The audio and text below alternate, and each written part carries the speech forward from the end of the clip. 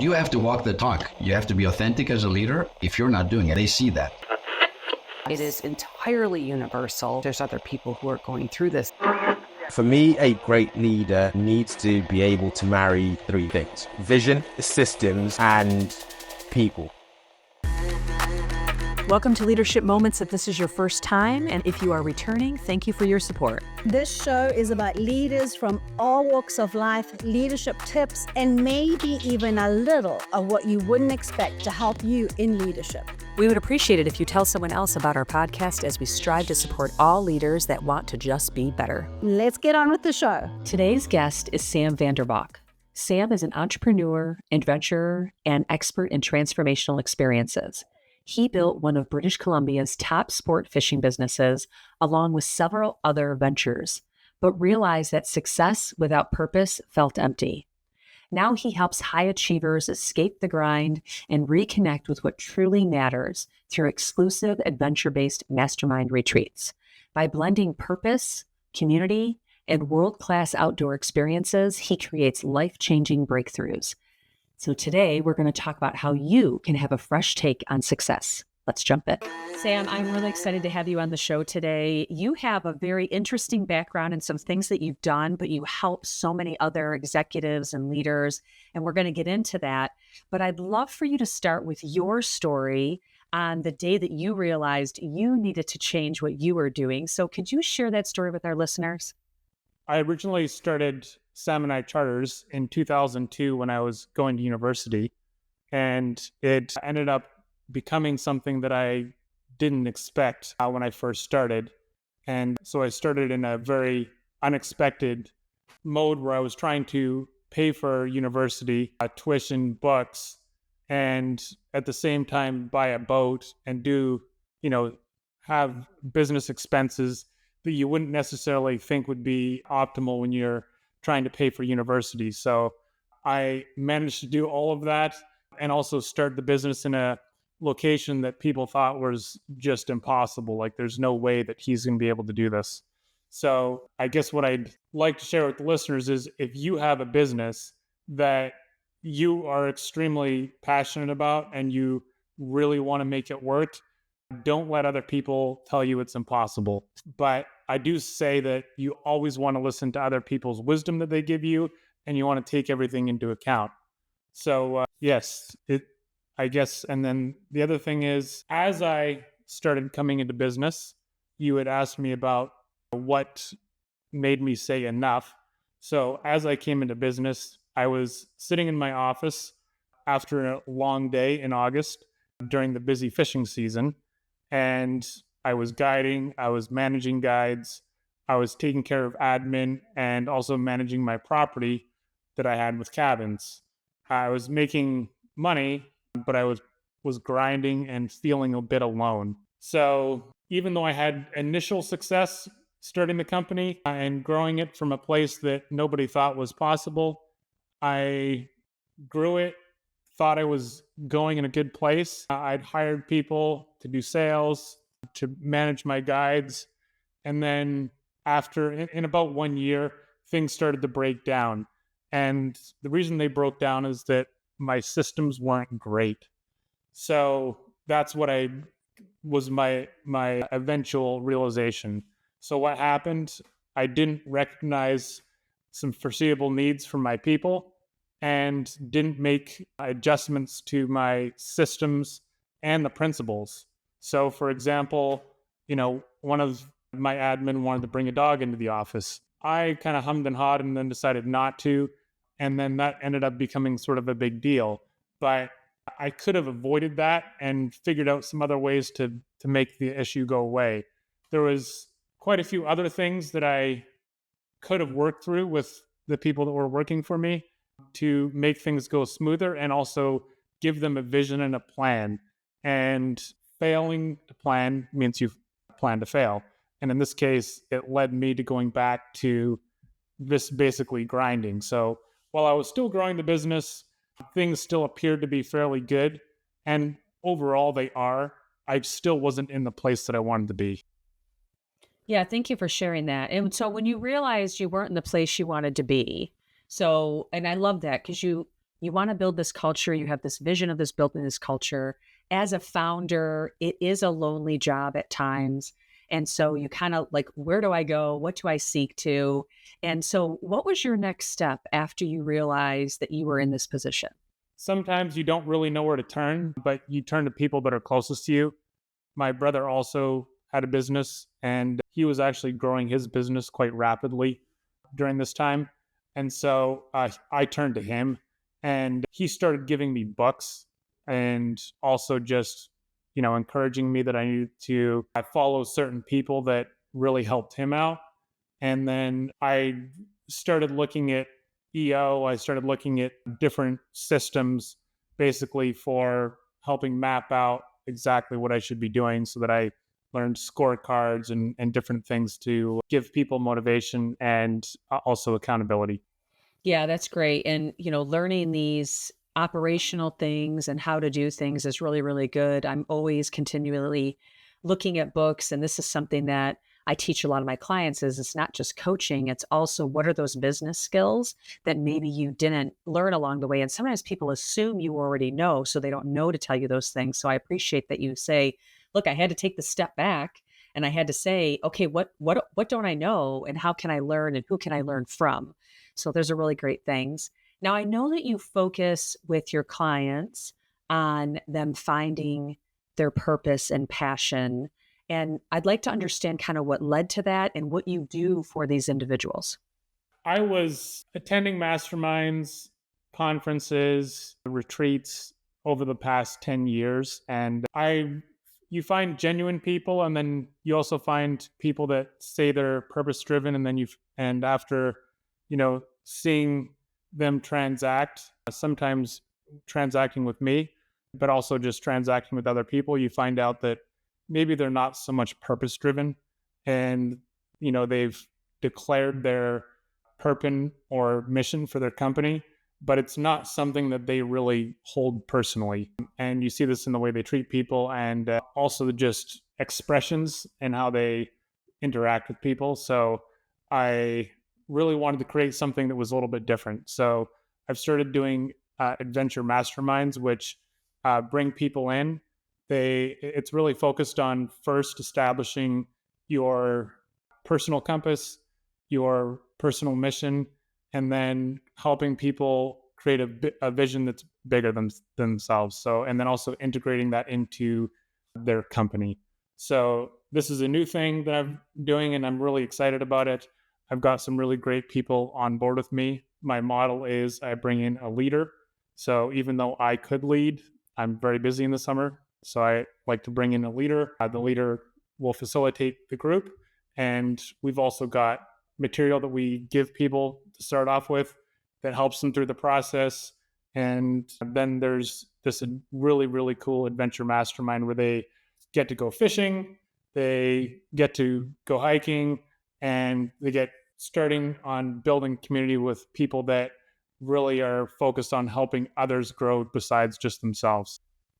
Yeah, I love that. And you're right. There are unfortunately people out there that feel that they have a purpose, but maybe there's not passion behind that purpose, or the purpose is really about finding money and making money versus actually helping people. And I think finding your true desire and being able to make money doing it can be tough, but when you're there and actually find it, it's actually so easy once you're at that point. So I love that you focus on helping people understand that. Now, and I also believe in bringing in nature. So I love that you bring in nature to that. I think that there is a lot of science behind being in nature and finding yourself and being grounded. I truly believe in that. So what are some tricks of the trade? So if somebody was thinking about, hey, I don't know if I'm really living my purpose. What are some things that maybe they can ask themselves or do to try to help start that journey? Sure. So it's a great question. First of all, we have like a fairly long exercise for people to go through.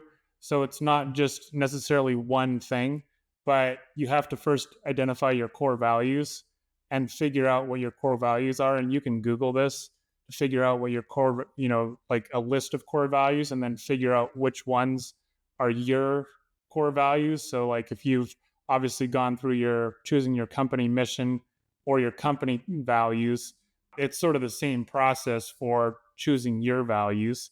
And then you have to go through and think about what are the most important things in your life.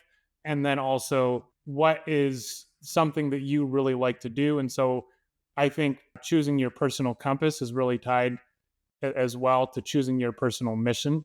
And so, yeah, there's a formula for it, which I can send that out. I can actually put it in resources on my website, and it can be a free link for anyone to grab. But yes, I think that once you figure that out, then life becomes easier. The decisions become easier.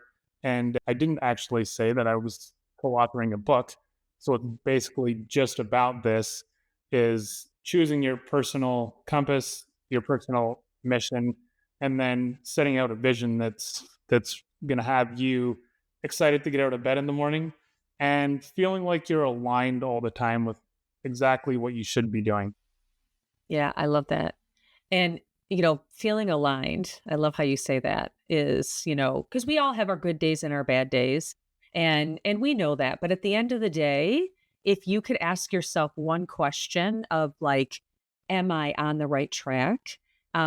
Is there a question that you would say, like, ask yourself this every day and it could help you? So this is how my brain works, and I don't expect everyone's going to have this, but if they're on this show, they very possibly could have this. And that is that I like to ask myself, like, what is a God-sized vision? And you don't have to be extremely religious for this, but ask, like, what's a God-sized vision as far as like, what's a thing that I could really do in the world that would both be aligned with my personal vision and mission and be something that would be really sort of out of my scope of what I think is possible. And if you can figure that out and then say, like, God, help me bring this into being. And I can't do this by myself. I need other people to come around me and help me. For me, that just lights me up. Like doing that, I get out of bed and I think, oh, wow, it's not just me that's doing this.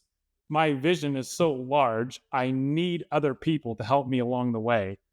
And I guess the more you get outside of like you trying to think you're really cool and awesome and smart, and realize that other people are helping you achieve this really huge vision and you need help from above, then I think that's really, really, really cool. Yeah, I love that. And what the piece about that, when you say, how you look at that, to me and to other people that I've worked with, we call that the BHAG, which is the big, hairy, audacious goal. And as you work on that, I like the spin that you have is, look, if I can't do this by myself, that tells me how big it is and how vast it is. And now accepting that it's okay to need these other people, which is probably the hardest part for a lot of people, and welcoming them in to learn from them and let them be on the journey with you. So it's a great way to think about it is, who can help me? Because if I'm doing this on my own, am I really stretching myself that much? Probably not. You're right. I'll tell you, I started reading a book called Beyond Positive Thinking, and it's not a religious book, but it's a book that helps you think beyond what's capable of what you can actually do. And there's many business books that talk about the universe, conspiring with you. But there's something that happens when you actually set a goal that's so large, you don't realize how you're going to accomplish it. And you don't have to figure out the process right then. All you have to do is visualize it, and then you have to be committed to it. So it's very, very important. You have to visualize it and then be committed to it, and then I think figure out who are the people that can help me get there, and then start writing down the names of the people that could possibly help you get there. You don't have to know everyone right now. Maybe you only know a couple of people. Start there, and then things start happening. It's amazing what happens when you start walking down that path to achieve that goal you thought was impossible. Yeah, that's great. And I think, like you said, you might not know the people that can help you, so you don't have to complete the list. So a great way to think about that is probably like, okay, well, who might know Yep, someone else? Like, exactly. and if someone were to ask me who to go to, who would I tell them to go to that might connect them to somebody else? So that's a great way to think about is actually listing those people. Yeah, really great. Now, I want to get back to you starting this company when you're 24. People are looking at you like, what are you doing? Because you're doing it in an area that, wasn't typical, but you were able to make it a success. And sure, you had some things along the way and you learned, and that's why you're at where you're at today, which is a beautiful thing. But what would be advice that you would give to people when they say, you know what, I'm thinking about doing this thing, not really sure. Like, is it just do it? Is it think about these things first? What advice would you give someone that's thinking about that? The first advice I would say is figure out how committed you are. Because if you're not very committed, at the first sign of any kind of issues that come up that would be blockages, then you're just going to turn away. The people that I know that started companies where everybody told them that they were crazy, they had such a strong mission. They did not care what the blockages or challenges that came in. So I know someone who started an online learning platform for schools, and everybody told her that there's no way that she could do it. And, she should just start with, a couple of lessons or a couple of different topics and then try and add it into the school curriculum. Instead, she actually took the whole curriculum from grades 3 to 9 and taught kids in a different way that they weren't used to being taught, and then got some of the schools on board as well. So not only did she get governments and schools and private people on board, but she did it because she believed so strongly in her mission. And yeah, so I think I've got other stories too where people were told, this is impossible. You can't do this. Don't even bother trying. Do what's logical.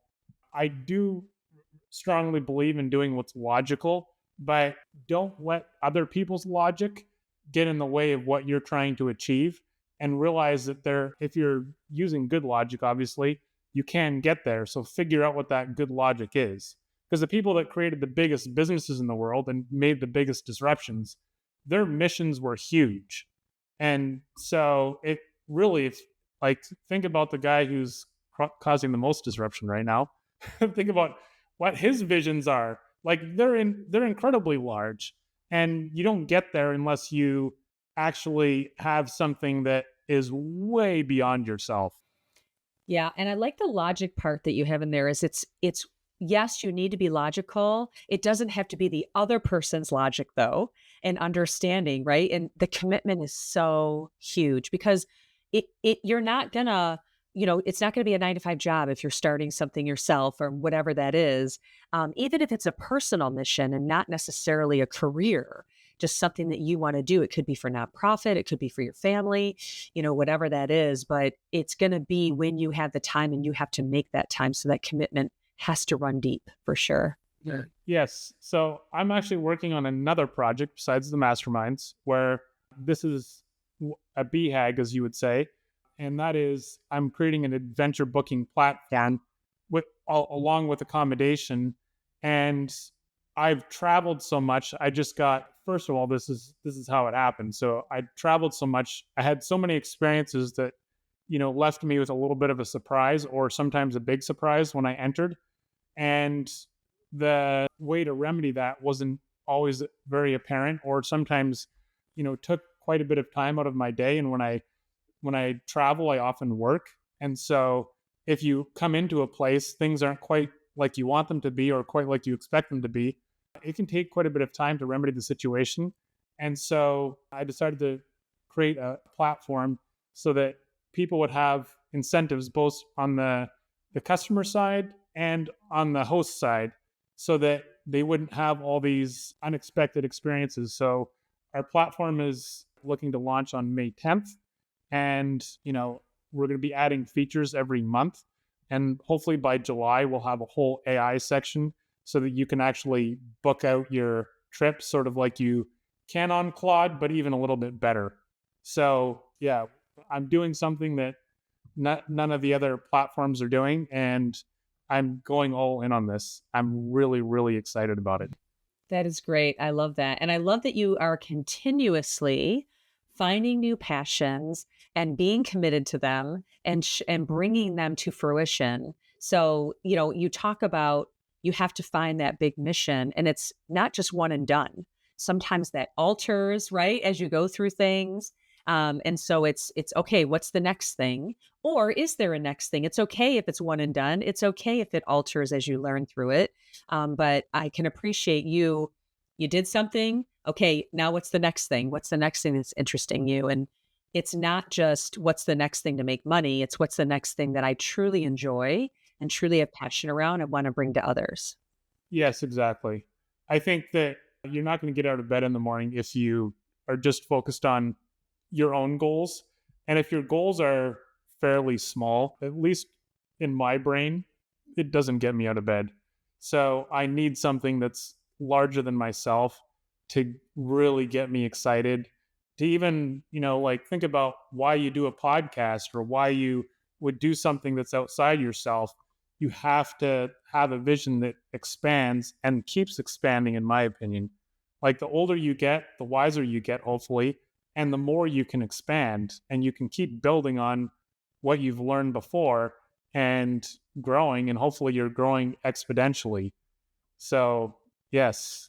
By the way, I didn't mention the platform is ARC Trips, so it's arctrips.com. So look for that when you next want to go travel. That's awesome. We'll put it in the show notes as well for our listeners so they know where to go. So that's great. Appreciate that.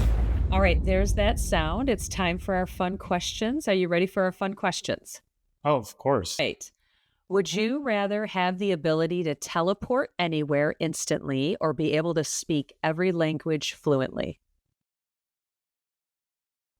That's a very good question. I would rather be able to speak every language fluently. I travel quite a bit, and languages don't come as easy to me as they do to people that speak 5 of them.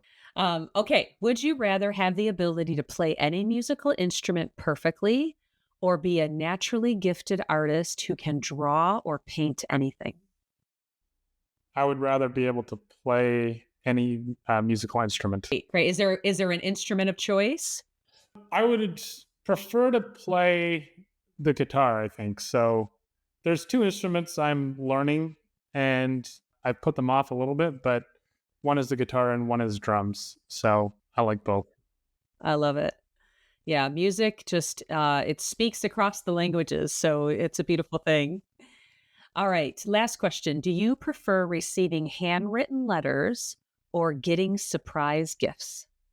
Can I say that I like surprise gifts with handwritten letters? All right. You can say that as long as you tell me more. Why is that?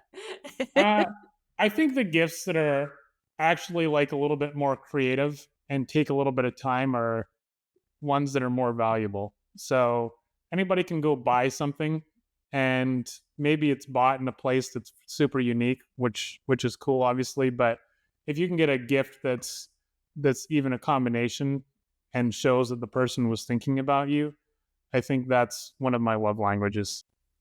I love that. I love that.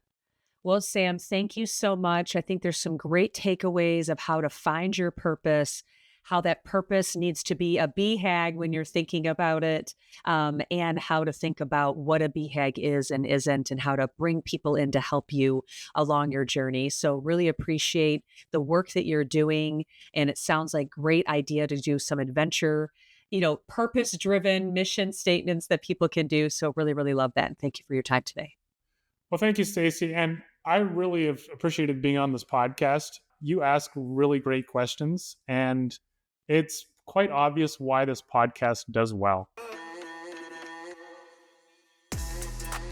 If you enjoyed the show, please go to leadershipmomentspodcast.com to subscribe to the podcast or on your favorite player, as well as follow us on Instagram and LinkedIn. You can also send us a message on what you like and don't like, or what guest you want us to have on the show. So until next time. This is Stacey Castor, and what doesn't challenge you won't change you. And I'm Tracy Ann Palmer.